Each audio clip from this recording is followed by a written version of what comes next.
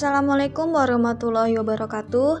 Dalam kehidupan sehari-hari, tentunya terjadi hubungan saling ketergantungan antara makhluk hidup yang satu dengan makhluk hidup yang lainnya dan juga dengan lingkungannya. Di balik keindahan alam, ternyata tersimpan kisah hubungan yang tak seimbang. Satu mengambil keuntungan, sedangkan pihak lain dirugikan. Inilah dunia simbiosis parasitisme. Bayangin, kamu punya teman yang cuma datang pas lagi butuh, numpang makan, numpang tidur, tapi nggak pernah bantu apa-apa. Nah, di dunia hewan dan tumbuhan juga ternyata ada yang kayak gitu loh. Namanya simbiosis parasitisme. Yuk kita lihat bersama-sama simbiosis parasitisme yang ada di lingkungan sekitar kita. Saya akan melakukan identifikasi simbiosis parasitisme di lingkungan sekitar dengan menggunakan lembar pengamatan, buku, dan juga pena. Simbiosis parasitisme yang pertama ada pohon mangga dan benalu. Benalu hidup menempel pada batang atau dahan pada pohon mangga. Pohon benalu mengambil air dan nutrisi dari pohon mangga melalui akar pengisap yang menembus jaringan pohon.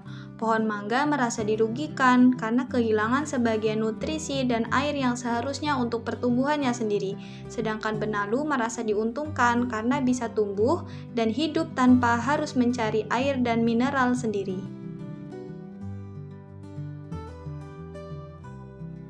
Hubungan simbiosis parasitisme yang kedua ada lalat empedu dan pohon jambu Jamaika. Lalat empedu meletakkan telurnya di jaringan tanaman, seperti pada daun, batang, ataupun pada buah pohon jambu Jamaika. Setelah telur menetas, larva lalat akan memakan jaringan tanaman, yang menyebabkan terbentuknya empedu. Pohon jambu Jamaika merasa dirugikan karena pertumbuhannya terganggu dan bagian yang terserang bisa rusak atau mati. Lalat empedu merasa diuntungkan karena larvanya mendapatkan tempat hidup dan makanan. Hubungan simbiosis parasitisme yang ketiga ada nyamuk dan sapi. Nyamuk menghisap darah sapi sebagai sumber protein untuk perkembangannya. Saat menghisap darah, nyamuk bisa menyebabkan iritasi, rasa gatal, bahkan menularkan penyakit kepada sapi. Sapi merasa dirugikan karena kehilangan darah, merasa tidak nyaman, dan beresiko terkena infeksi atau penyakit.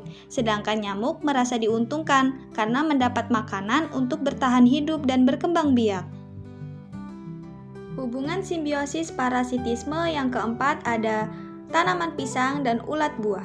Ulat buah meletakkan telur di buah pisang atau langsung memakan daging buahnya. Setelah menetas, ular akan memakan bagian dalam buah pisang, sehingga buah menjadi rusak, busuk, dan tidak layak konsumsi.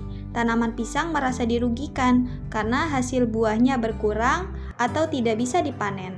Ulat merasa diuntungkan karena mendapat makanan dan tempat berkembang. Hubungan simbiosis yang kelima ada kutu dan kucing. Kutu hidup di tubuh kucing dan menghisap darahnya sebagai sumber makanan.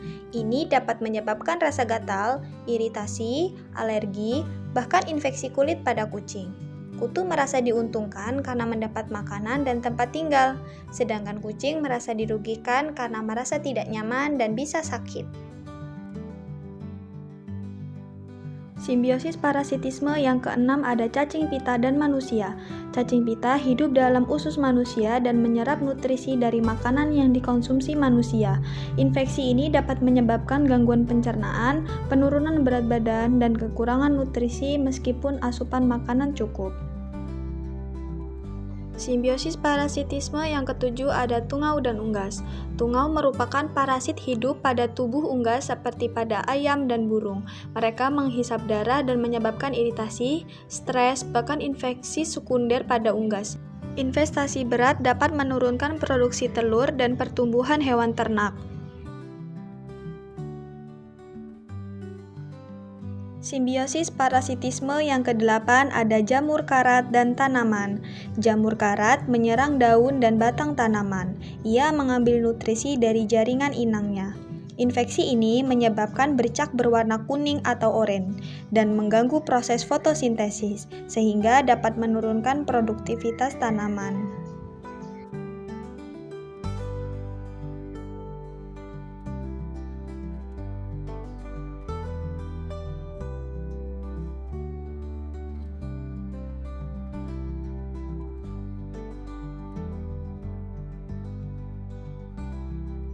Simbiosis parasitisme yang kesembilan ada kutu daun dan pohon singkong. Kutu daun menghisap cairan yang ada dari daun singkong. Akibatnya, daun menjadi kering, menguning, dan mengalami kerusakan jaringan. Hal ini dapat menurunkan efisiensi fotosintesis dan produktivitas tanaman singkong.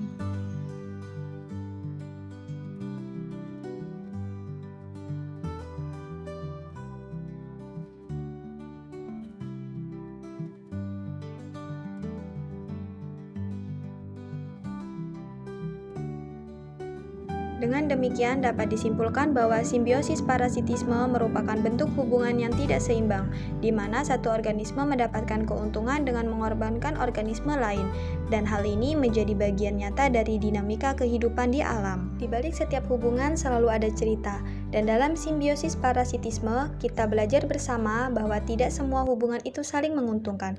Terima kasih sudah menyaksikan, bye-bye.